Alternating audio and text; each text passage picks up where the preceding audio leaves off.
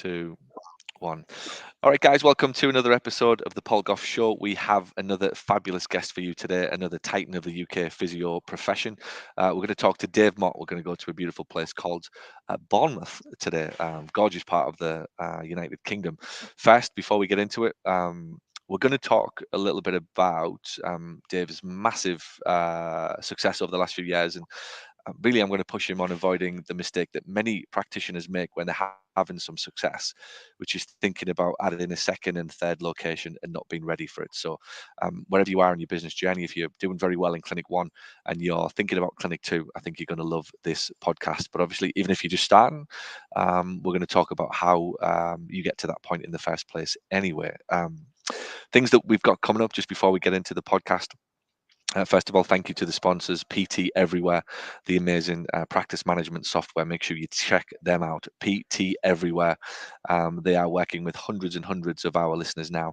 And those guys, it's just wonderful to work with them. I couldn't recommend them more highly. So check out PT Everywhere.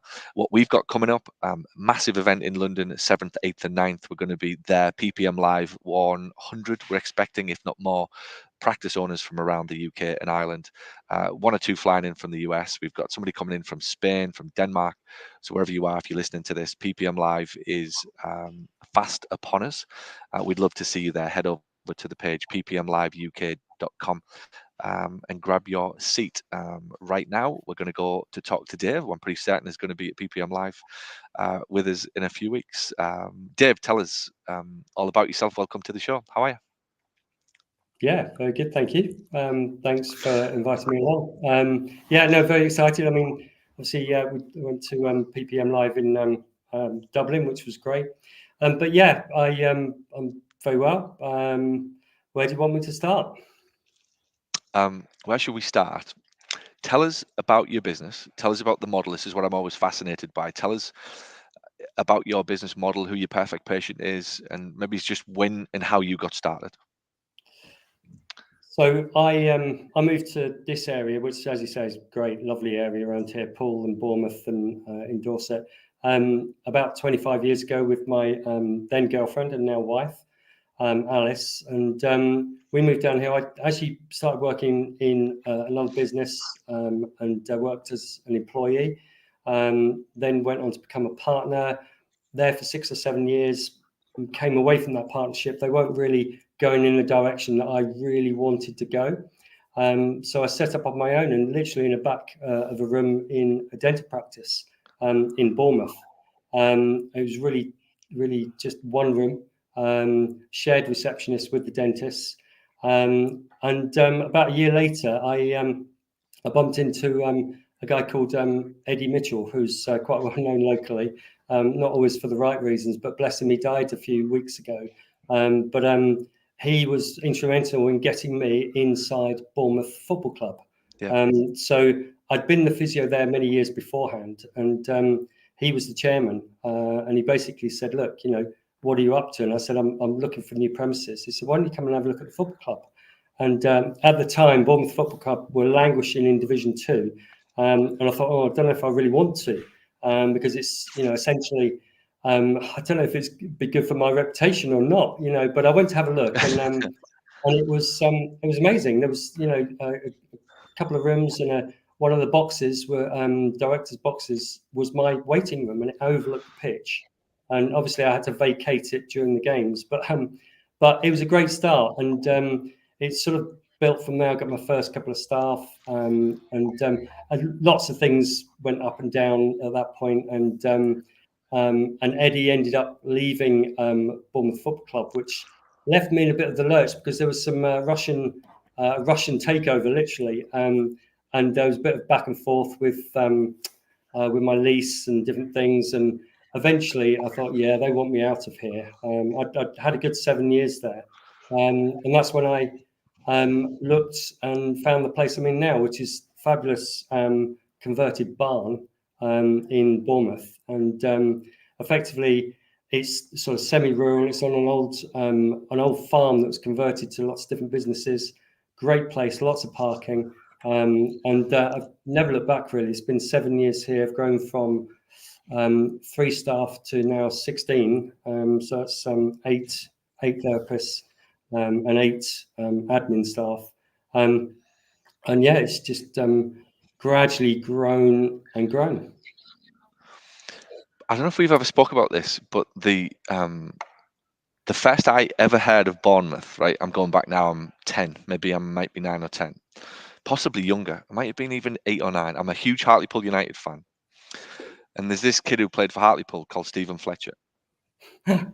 Of course. Fletch, yeah, I've treated him yeah, many a time. yeah, Yeah, yeah. I thought yeah, you would. yeah, Yeah, there's a kid called Stephen Fletcher, huge, 6'5" or 6" or yeah, whatever he was, and yeah, I remember at the time because his dad owned a pub in town, and yeah, he went to Bournemouth at the time when they yes, were languishing in the similar division, and nobody could yeah, understand what the hell, like Bournemouth, why? yeah. And obviously turns out it's this beautiful place, and he's a legend down there now, and I He think is he's there every he's an match day absolute still, isn't he? legend Yeah, down here. You know, one of the yeah. stands is So named after. it's the Hartlepool in him. That's what it is. It's the Hartlepool personality. Yeah, but nobody could understand him, so it's I like bet. he could say anything. Is he has he lost his accent, or does he talk like you now, or does No, he he talk like hasn't me lost his still? accent. He hasn't lost his Yeah, accent, but no, fantastic. he's a massive ambassador for Bournemouth. Yeah, And plays local. I bump into him occasionally. I still play football, as you'll find out soon.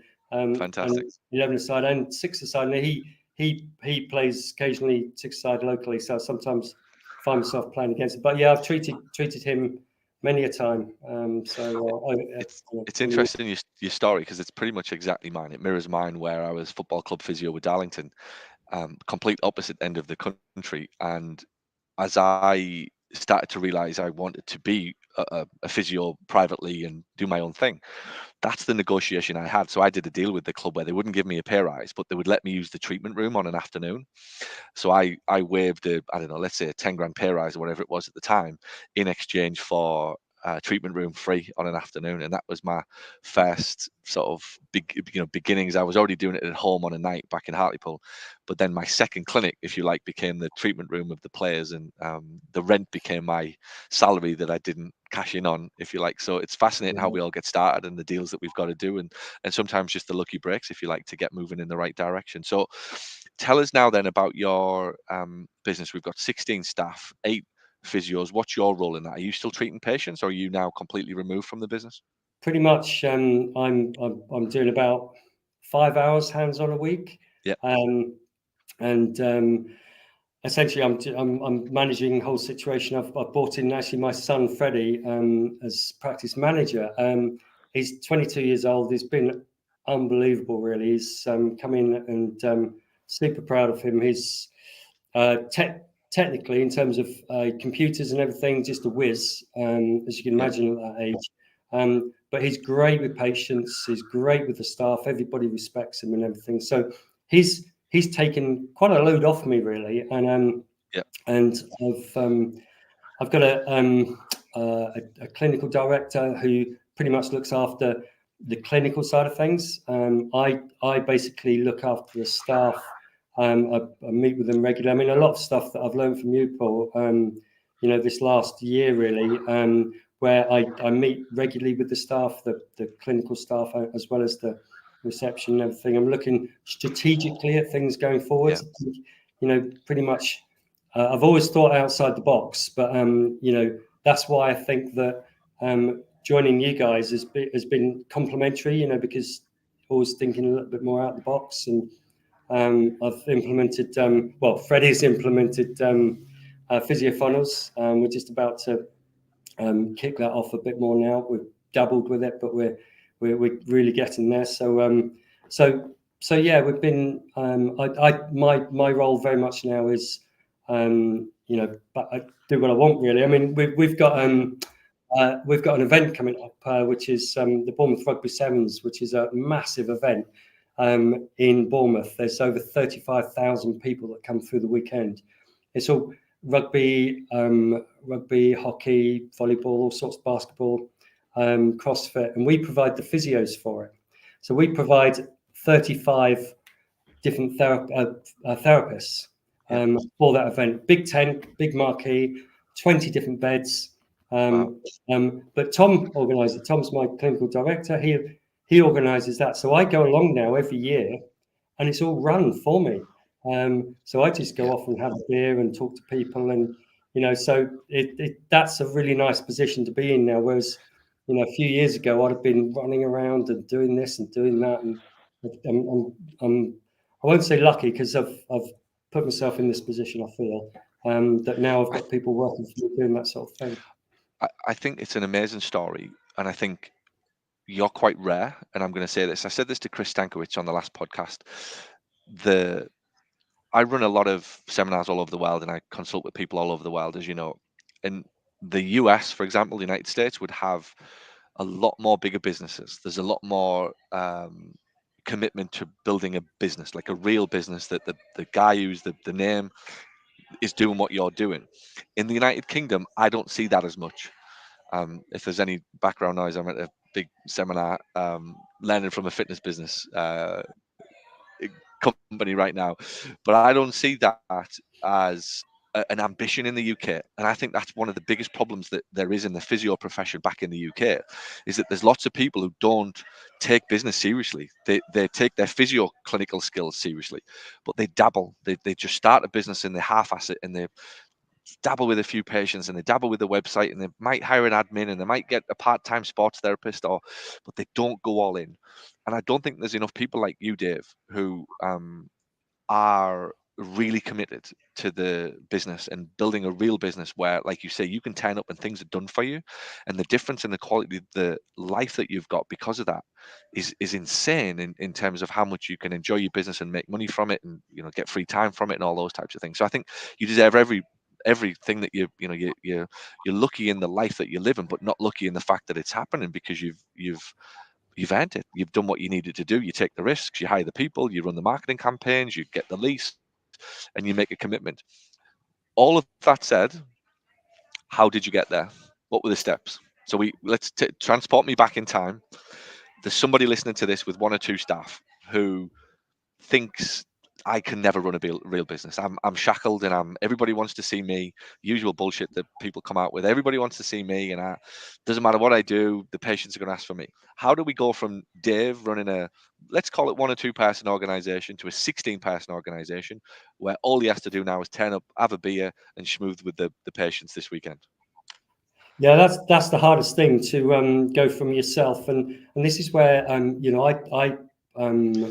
came across a business mentor who's actually my marketing guy, a guy called Phil Tucker. He was my marketing guy, and became really my business guru, my business mentor, and he's been quite instrumental for quite a while in this. But even prior to him, the difficulty was going from me to another member of staff. And when I did bring Phil in, it was me. It was Dave Mott, the physio, if you like. And then we were like, okay, we need to brand this. We need to call it something. And we, lots of different things bounced around. Became, Physio Fitness was our favourite. And so it's then Dave Mott Physio Fitness. And of course, yes, it's still about you. It's still about the person and the name. And I got another couple of staff, brought them on, and you always take a hit when you take somebody on. It's like a real take a deep breath in, let's go for it. And but it pays off. If you get the marketing right and the service right, and it always pays off. And then it was very much okay. We've got Dave Mott Physio Fitness, but we've got more staff now, so we took away the name Dave Mott, and it stayed as Physio Fitness.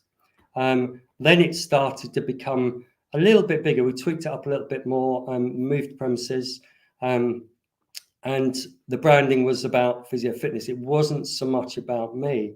And then a year and a half ago, I took that decision to come away from treatment so much, and then it was very much Physio Fitness, and people if they ask for me, well, I'm sorry, that they have to go for somebody else. But that whole transition between those early days of being on your own to getting that next person is not. That's not easy. You're building your reputation. You want somebody to help, or to help you. builds that reputation. And always the worry is, well, if you're going to get them in, are they then going to go off and take patients and this, that, and the other? But I think that, you've got to have a lot of honesty, a lot of integrity. And if you've got a reputation already, you build. I mean, my first employee, I think it was a guy called Declan, and he left me after a year and a half, but he was great, and he's built up his own business locally.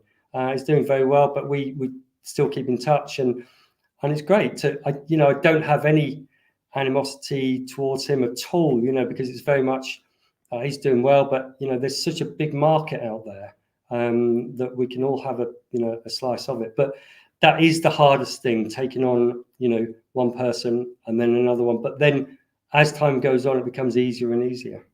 I think the biggest thing you've got to get comfortable with is risk, and I think that's where we really struggle. And again, if I'm allowed to compare the UK and the US and even other countries that I consult in, the biggest challenge that we have in Britain is the skepticism and the fear and the doubt and the we're almost not allowed to take risks, and we don't talk about growing businesses, and it's not cool to be an entrepreneur and all of these things. And it's so bad, really. I do think it's getting better, mind, as I've been in this world now for nearly 10 years. It's definitely getting better. But the biggest challenge for anybody listening to this is they go from one therapist to try and think about two is the risk. They're just not comfortable taking the risk. So when you think about it, you've said it. You build your own reputation. Once you've got that reputation, nobody takes that away from you. They might take 1 or 2 clients away from you, 10 clients away from you, 20 clients away from you. So what? Like, you're still Dave, the guy who can go back and be the physio. But I think it's more than that for people. They don't have an identity of themselves as a business owner.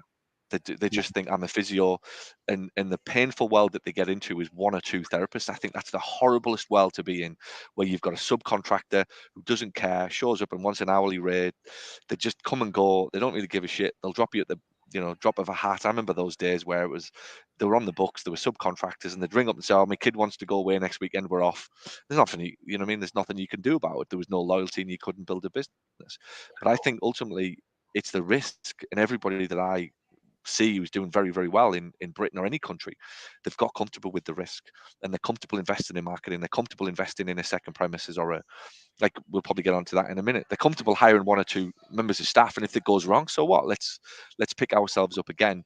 But they're in a business, but they're not business thinking. They're not risk takers. They're not really 5-year plan of what I want and how much money I want to make. And I think that's where they get stuck in a painful world. And that's very common in Britain, that you end up with, there's lots of people dabbling with these little practices in a gym, or renting a room in a dentist, or some, whatever you and I started with, but they never go past that. And yet 5-10 years later, they want to, and it frustrates them that they're seeing the patients all the time, and they want to live a life like you or I, where they want to travel, they want to be free, they want to make the money while they're on holiday, but they won't take the risk. And that's the issue for the majority of people. Tell me then, how we've got this meteoric rise, and you've got now a fabulous practice.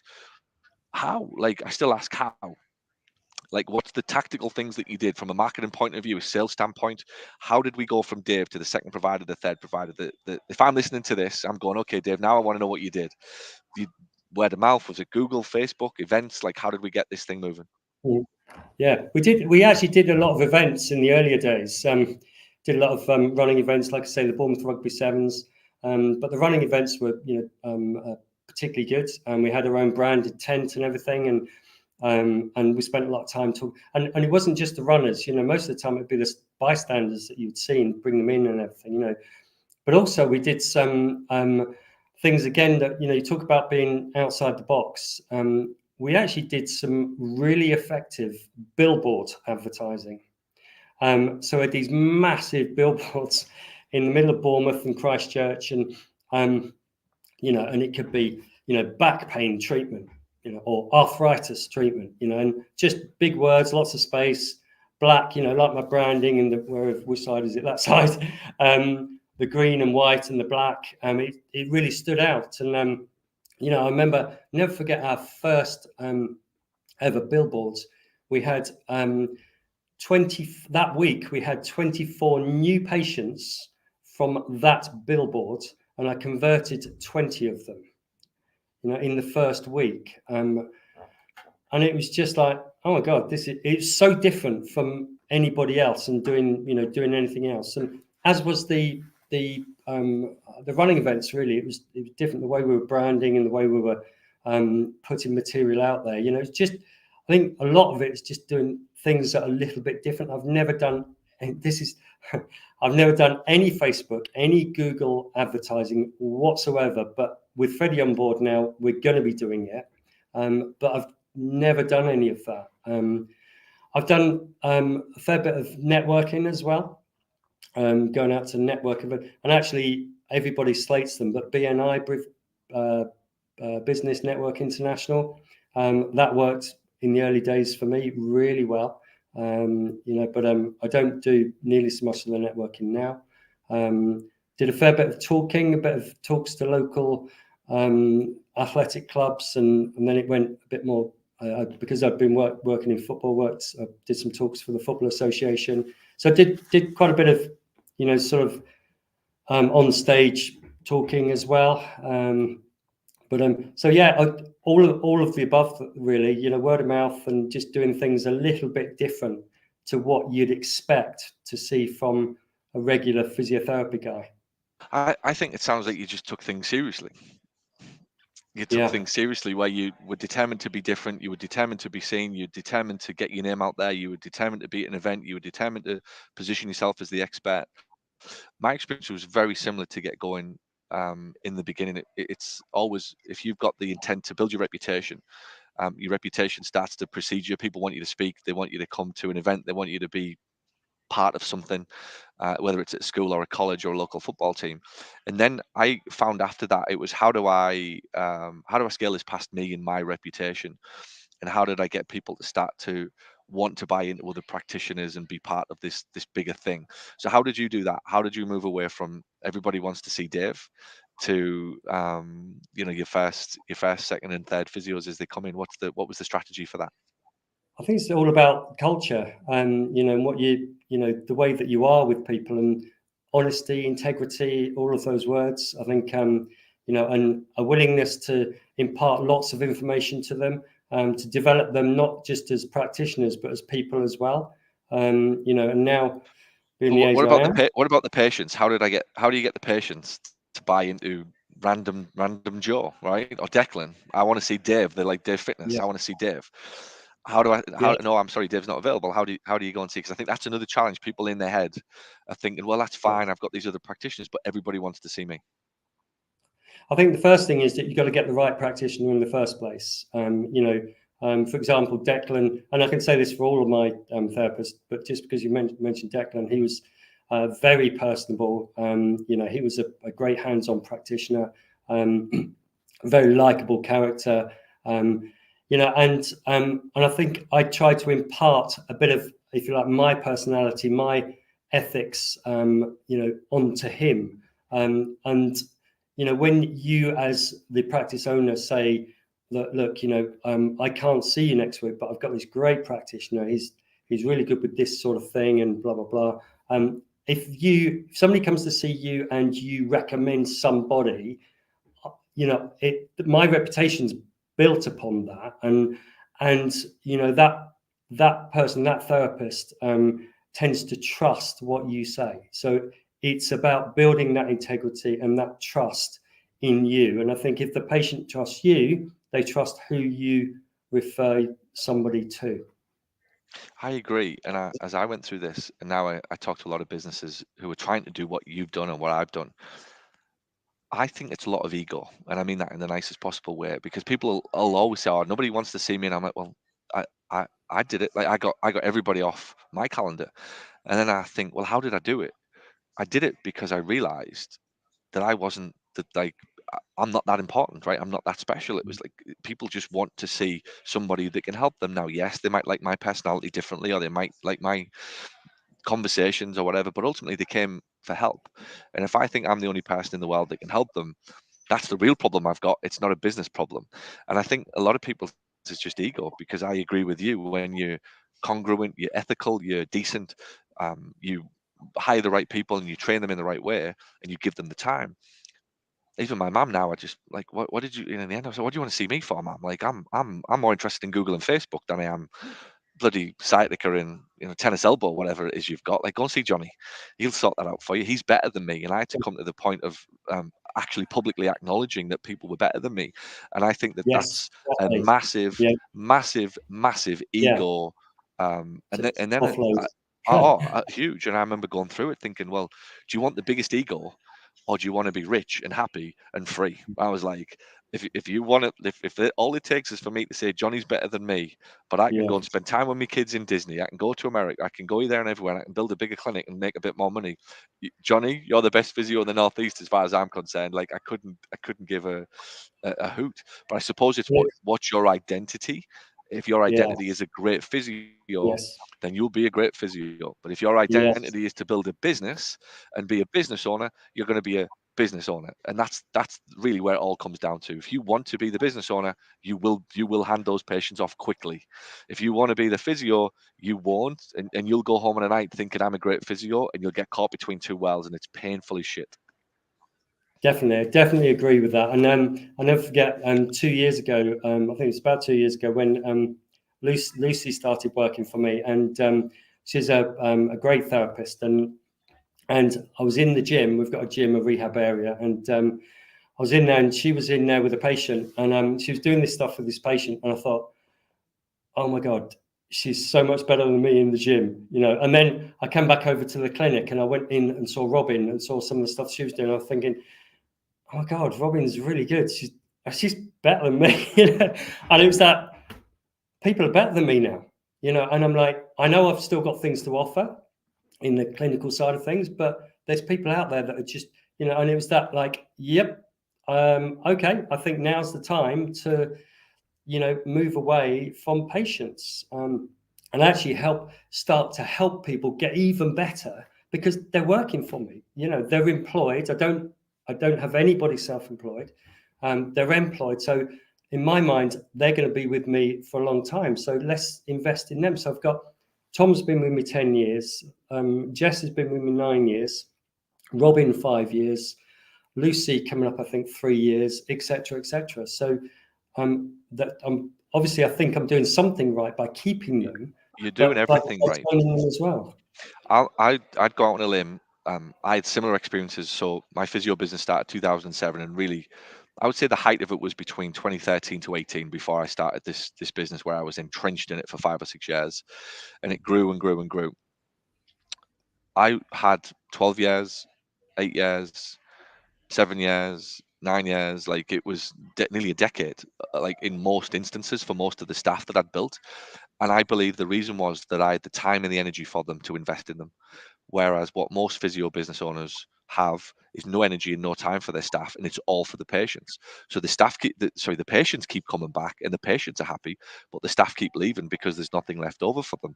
And again, it's a universal challenge here in the US and in the UK, that when you get entrenched into I still want to be the physio, that's great. You'll get the patients, but the staff will leave you because they'll want your energy and they'll want to be part of you. And it's funny, I was talking about this yesterday. It was customer service. We were entrenched in customer service, and I think what my staff loved was that I invested time with them on how to be better at customer service, because that's what they want to do. They don't want to they want to be physios, or they want to be receptionists, but ultimately what they had a love of helping people feel good about themselves.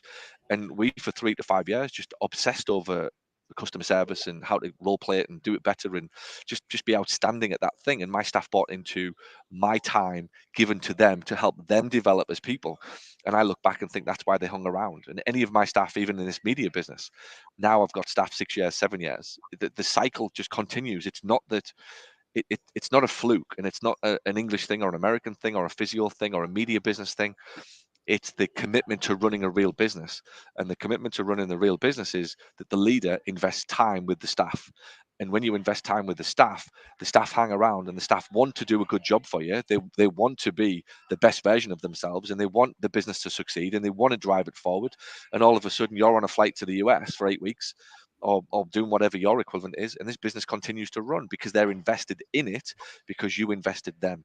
And I would go out on a limb and say that's 9 out of 10 people's problems listening to this podcast, that they won't invest in their team. And the reason they won't invest in their team is because they're too invested in the people and the patients, which is fine in the first 1 or 2 years. But if you're still doing that, you are not running a real business. You have an absolute brain damage, headache, liabilities and commitments that you'll never ever feel like you've got control of. And I think you're proof that that's, the more I speak to you guys, Chris and Nash and Will, and guys who are just killing it in the UK right now, Phil Evans, 8, 9, 10 staff. It's because they've stepped back from patient care and made a commitment to run a real business, which requires an investment in marketing and branding, reputation, external, over and above you, to run the company. Yeah, and I think that this whole service thing has been massive, especially the last 8 or 9 months since I've attended the first event in London last year and then Ireland a couple of times. The whole service thing. I actually went, and also I saw Stephen Bartlett in Liverpool the other week, and that was fab. And I've now not invested because it's not cost me anything, but I've tasked one of my therapists, Jess, to be what I call my 1% captain. Just the term I came up with, but so she's now really on it. She's looking at tweaking things 1% to improve things, anything service-wise in the business by 1% a week. The idea is to get 50% better within a year, and now, like you say, you're obsessing. I feel like, and Freddie's obsessing as well about just improvements in customer service. And your story yesterday about the one of your staff who left a cup of tea for the client that was just perfect for him with a little note and everything. I just loved that because, it's just that sort of thing that I'm, sort of aiming towards, That was Vicky. Yeah, it was a very true story to bring everybody into it. Vicky, she'd often stay back late past 6:30 to try and see everybody before she left, just of her own. That's just who she was. And there was a client who came in, he loved a cup of tea and 2 sugars and whatever it was, and she loved to make it for him and give it to him. And on this occasion, he was running a bit late, and I opened the door to see Vicky, and she'd gone. It was well past her hour, so she'd gone. And there was a cup of tea there with the perfect sugar in it, and it had a little note for this guy called Dave, and it said, "Dave, sorry, couldn't see you. He's the tea that you always have. Enjoy it on me. See you next week." And 10 years on, that guy Dave, who I bumped into in Hartlepool, still recounts that story of the best customer service. And it was such a simple act of kindness, of just empathy, of just giving a shit that like made the difference. And to bring you in, I don't think I've ever spoke about this, but I will a bit more in coaching over the next few weeks. We had this thing called Magic Mondays. And every Monday we had to start with 3 magic moments that every staff member had done the week before, and then 3 magic moments that they were planning this week. And it was built around magic moments. Do you know why? And this all adds up to my story, because I used to spend so much time at Disney. I was like to and from America, and I used to study Disney, and it was like the magic of Disney. And like one of the staff said, "Oh, he's back from Disney. I'll have a few more magical moments. He thinks he's from Disney and all this." They were like taking the mick basically. So we coined it and we called it Magic Moments on a Monday. So it was like Magic Mondays, and that just set the tone for the week. And the purpose of the business became wow factor service the patients would look forward to, and that really set us alight. And as I was saying to you yesterday, my love of understanding customer service and human sigma and all of these things for 5 years, that led me naturally into marketing, because that was the next place for me to go. Understanding human behavior, that's all marketing is. What words do I need to use to get more people to call the office to want to do business with my company? And it just became a natural extension. But we obsessed over it and fell in love with it. Obsessed over the service, obsessed over the marketing, fell in love with it, and really went all in on it, rather than, again, like I said, a lot of people just dabbling.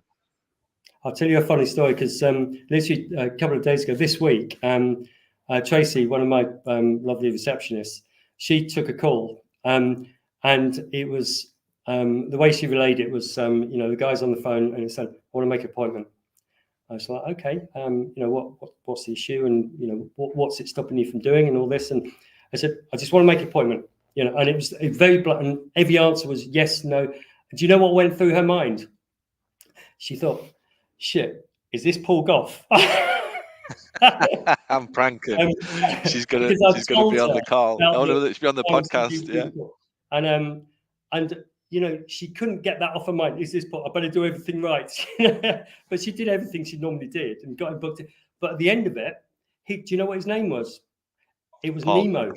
It was Nemo. And it's like, unless you thought, no, this must be taking the mick, but genuinely, it was, and he's been in today. Funny. I mean, my alter ego on the phone is Boris Johnson. Don't forget, I call him. Yeah, of What's your course. name? Boris Johnson. Yeah. It goes down really well in the Boris Johnson. Yeah. Yeah. No, I love it. It's wonderful to hear that that's the the commitment that you guys are making to the people and to your service. It's why you deserve what you get. Success doesn't come easy. It's it's simple, but it's not easy, is the phrase. And I think a lot of people try and violate it with somehow my business is different, or this doesn't apply to me. My physio skills will get me through this, and it'll get us past this block that we've got if we just become a better clinician. And whoever that is will be the only person in the world that's ever done it to grow their business, real business, where they can have freedom from it without being the person that has to treat all day every day.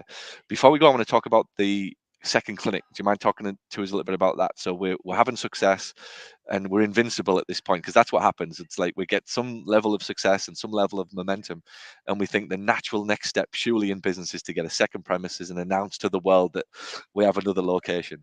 Tell us a little bit about the moving forward with the second premises. On this sort of converted farmyard that we're on, with all these converted barns, it's very rare that one of them comes up for rent, because they're so sought after. It's such a lovely area and lovely barns. But one came up, and of course, being on site, I'd said to the landlord, if one ever comes up, give me the first refusal.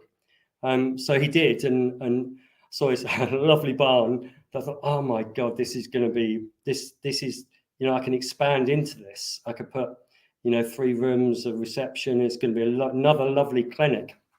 So I took it on, a lease, a 5-year lease. Well, what happened was, this was probably about a year and a half, 2 years ago, and lots of plans to build it or to move into it and everything. Did loads of work on it. Spent probably best part of 80-90 grand on it, and I was paying nearly 4 grand a month for it as well. Now, what did I do? I decided about 6 months later, when I was still not in it, and I had pretty much done all the work, I decided that I'll make my original barn, this barn I'm in now, called Swallow Barn, I'll make it more efficient. So I opened up more hours, and as soon as I opened up more hours and got another physio in, I thought, God, I'm getting much more efficient. I can actually fit in more therapists in here. What am I doing with the other building? I thought, right. So in the end, I decided that no, I've actually just literally the last couple of days completed a lease surrender on it. So I've made my mistakes. Very expensive. But it's like you say, don't be afraid to make mistakes. But I'd implore people to maximize what they've got first before they think about, and especially 100%. Another clinic almost from scratch. It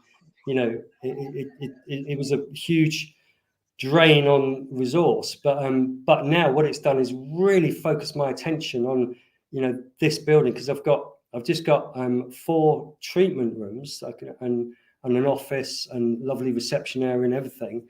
But I've got 8 therapists, about to get a 9th, and I plan to get 10 in amongst 4 treatment rooms. So when I hear of therapists saying, "Oh, I've got 5 treatment rooms, I need more. How many therapists have you got?" Well, I've got 5. Well, that doesn't add up, because you could probably get 10 or 12 or 13 if you maximize your capacity by opening up your hours. We work at Saturdays and Sundays. Saturdays and Sundays are ram-packed. Sometimes I have 4 therapists working on a Saturday, and they're rammed. Fantastic. It's been nearly a year since you joined. Was it London last summer that you joined the Mastermind Community? Yeah. Why did you feel like you needed to do that? What caused you to want to be part of something like the Mastermind Community that we create? Well, I think on a number of reasons, really. I think I was at that point where I didn't know what to do with the barn. I had several chats with Luke about it. I think that I wanted to take myself to the next level. I wanted to, it's still that constant need for development, and I know that I didn't have customer service perfect at all. It never will. And I think that there's a couple of therapists that were about to leave, not because they were going to another clinic, but they were going to another profession, actually. Well, one wanted to go into professional rugby, and one wanted to go into lecturing. And I just wanted to, learn even more about management, and about being an MD. I'd not long been sort of, away from patients, just, not that I lacked confidence at all, really, but I thought this might give me a bit more confidence as well.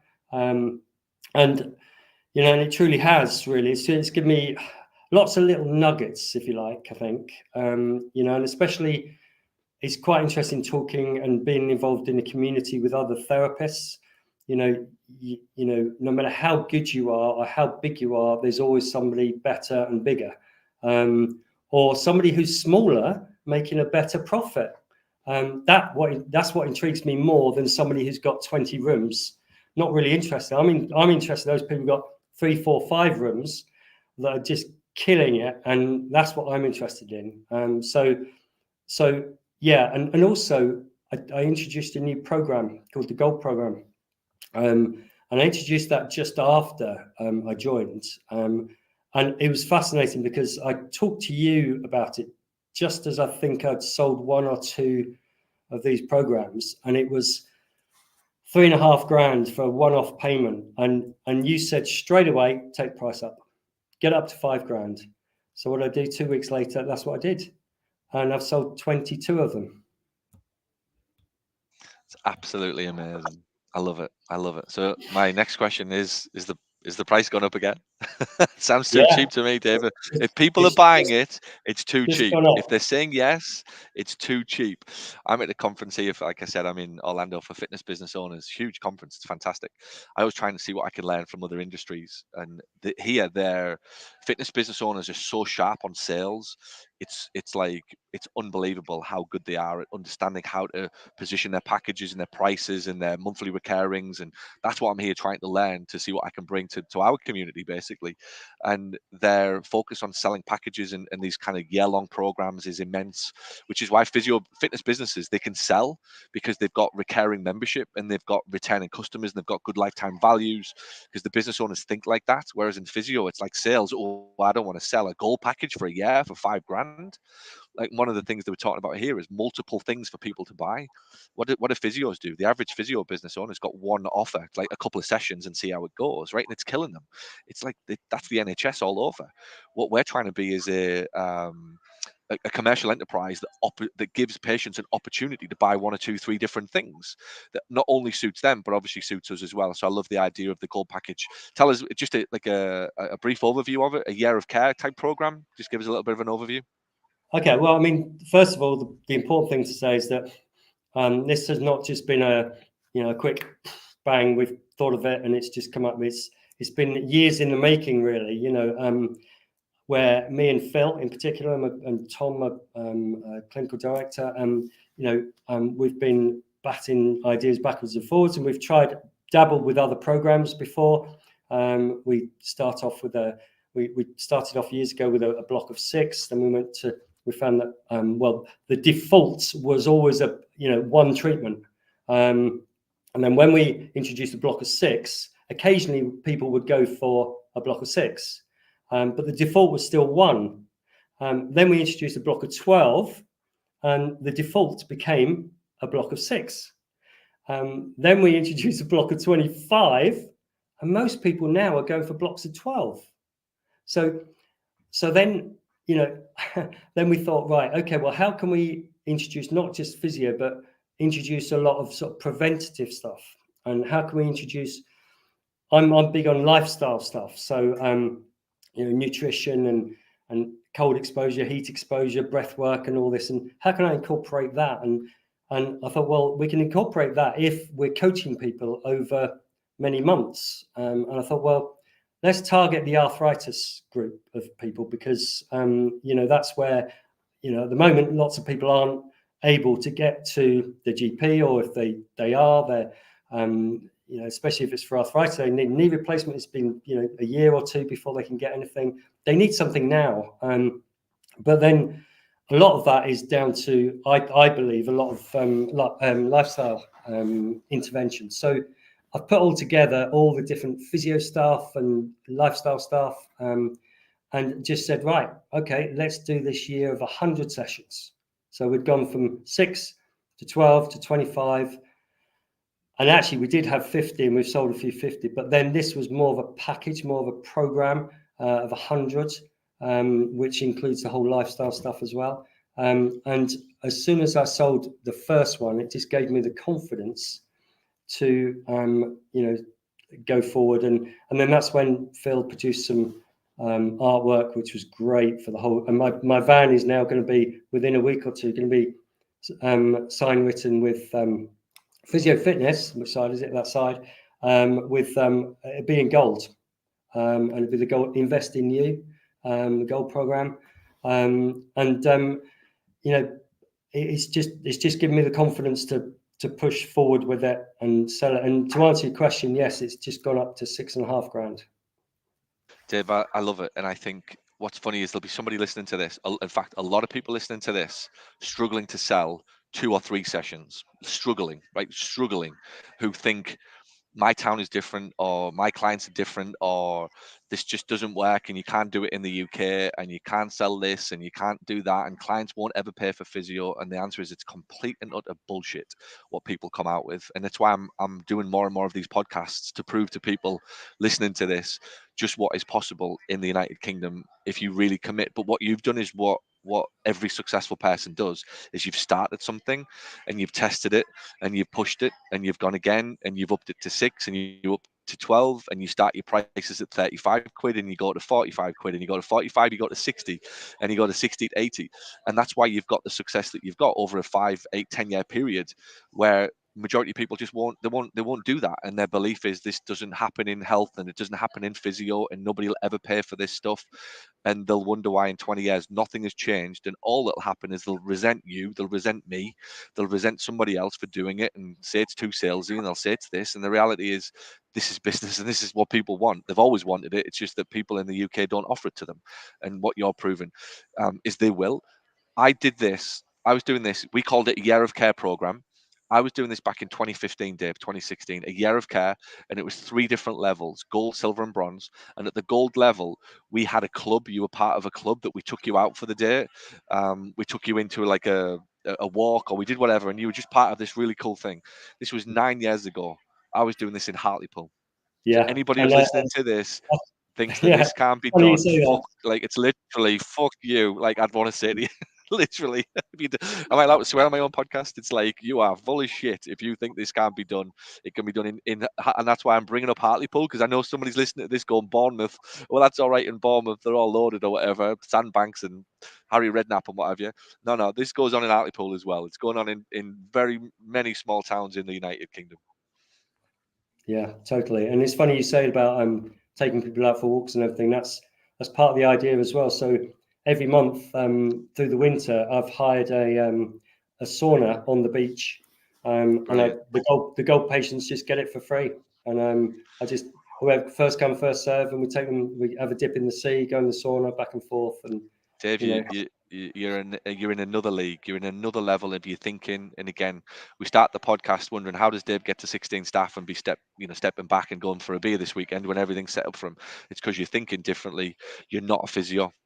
You're a physio business owner thinking like an enterprise, providing a service called Physio and helping more people than you could if you stayed a physio. I love it. Last question. What's the if you don't mind me asking, you've been around me for a little while, what's the number one thing that you've learned from me since you've been with us? I think don't be afraid to make mistakes. I think that try it. That all links in with the whole be outside of the box. Think outside of the box. Think outside of the box, and don't be afraid to try something. We had a program called the Intensity Program, and that was 3 months of as many sessions, so that it was based on the fact that if you were a professional sports person, what level of care would you get? Well, you'd get this level of care over 3 months. we introduced that, and we sold a few of them. Again, they were about £4,000 or £5,000 worth of package, but it didn't get the momentum that the gold package did. But the point is that we tried it, and I think there's other things that I think the Paul Gough Mastermind group, gives you almost the confidence to try things, but not be afraid to fail. And you only learn by failing. And I know it's a really hard concept when you're not an entrepreneur, when you're looking at dabbling or getting into it. Actually, those initial steps of trying something and the fear of failure, like you said, in the UK, is so much fear of failure. So what? Get on, pick yourself off up and dust yourself off and go again. So true. We all care too much what people think about us in the United Kingdom. It's like, keep your head down and don't get noticed, and like just don't do anything that like is going to attract any attention to you. And you're like, fuck that. Like, let's have some fun with this. I realized a few years ago one of the biggest hindrances I had was that I was trained as a medical professional, where everything had to be right. So you understand this as a business owner, as a versus a physio. We went to college, we went to school, and we couldn't make mistakes. You had to follow the rules, you had to follow the research, you had to follow logic. Otherwise, you had a lawsuit against you. Now I need to be a business owner. The whole thing is risk. The whole thing is take chances. The whole thing is make mistakes. The whole thing is get stuff wrong, pick yourself up, and go again. And I don't think many physios realize that. And I think that's where they get stuck. That they've been schooled for 10 years on everything being perfect and everything being logical and everything being underwritten by research and a protocol. And now you're moving into the world of business, and this is free thinking, and it's like creative, and it's risk, and it's big rewards, but then there's laws. You live a completely different life, and I think that's the bit that people don't ever grasp, that you've got this completely different life that you have to live as a physio business owner if you want to be successful and to enjoy it. And I think that's where you come in, because without Phil in those early days, I'm sure I would have gone for other premises that I should never have gone. I should have made decisions that I probably wouldn't be here. So the point is that you need a mentor, and yet I've still got Phil very much. See Phil a couple of times a week, but I'm still a member of the Paul Gough community as well, and Mastermind group, and because they bring different things. And I think that somebody starting out, if I'd have had this starting out, in fact I did to a far lesser extent. I actually joined something called the Entrepreneurs Circle, and yeah, I remember. I've been to a few of that. Was that Kevin Bottrell? What's his Nigel Nigel Bottrell. Yeah, I went to a few of his groups myself early on. Yeah, and again, it was great, but it was very much general business. It wasn't therapy oriented. So if I'd have known about you much earlier, I'd have definitely. So I would implore anybody that is starting out and not sure and hasn't got confidence, or looking to take on the next step or whatever, get a mentor. Get into a group like this. It helps massively. Amazing, Dave.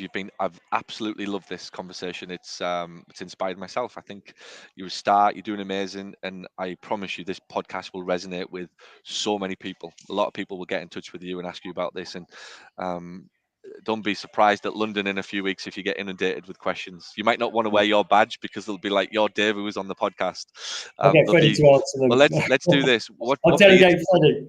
What beer do you like? What's your favourite beer? What do you like to drink? Well, actually, it's Guinness. But the funny thing is, is that why you keep coming to Dublin? I thought there was a reason. Oh yes, exactly. Yeah. But I've actually started on the Guinness Zero, right. And I found that very fascinating actually. But so I'm going to do this. If whoever's listening to this is coming to London in June, or any event in the future that Dave's there, he's happy to be a source of information for you as long as you buy him a Guinness. How does that sound, Dave? They know they should just come up to you at this point and go, "I've already bought you a Guinness, Dave. Please can I ask you a question about X or Y?" So I love it. Fantastic. Where can they find out? Next question, please. Exactly. They'll be lining up. I promise you. Where can they find out more? Tell us your website and your social stuff. Website is physiofitnessdorset.co.uk, and Facebook. Do you know this Tell me is you the don't crazy even know your thing. Facebook or Instagram. You're my hero if you don't even No know idea. you're on. I've absolutely no idea. I love it. I love it. Dave, Absolutely. you're a real business owner. It's like talking to me. What's your social? I haven't got a clue. What's your password? I don't know. Where's the keys? I don't know. I haven't had them for 10 years either. What's the bank account? I don't know. Ask the ops girl. It's like that, literally. Yeah. It's everything. Even this podcast is like Lester's just gone, be there 12:30. This is what he wants to talk about. This is what we're gonna do. Boom, boom, boom, boom. It's like Yeah. it's amazing. It's like, right, I'm going for lunch next. And we're out. Yeah. I love it. Yeah. Right. Well, Good. people are going to have to search you. Dave Mott, Physio Fitness in Dorset. Find that on Insta, on website, and I'm sure you'll find all the social media stuff. Dave, you've been absolutely amazing. Thank you. Cannot wait to see you in London. I'm definitely putting you on stage. We're going to continue this conversation in London as well. So thank you. And again, thanks for everybody for listening. If you're interested, you want to come and start your journey with us in London, June 7th, 8th, and 9th. The PPM Live is in the centre of London. Around about 100 of your peers will be there. You cannot beat being at the conferences. You can probably hear I'm at one in Orlando right now, and it's just the most amazing buzz to be part of something where people are ambitious and they're driven and they want to build real businesses. So give it a try. There's a lot more going on in the UK physio community than I think you might realize at this point if you're an outsider from my world. There is lots of good things happening in the physio business community, and we can definitely help you get moving in the right direction with your business. And if you've listened to this, you're outside of the UK. New Jersey is the next one in the United States. We're going to be on the East Coast, 29th and 30th of June. Head over to gough.com/. Or just send a quick email. paul@paulgough.com is the email, and we'll give you all of the information and all of those events coming up in the summer. So thank you, Dave. Loved it. Thanks a lot, and I'll see you on a call next week, probably. See you soon. Yep. All right. Thanks. Thank you. Bye. Cheers, guys. Bye.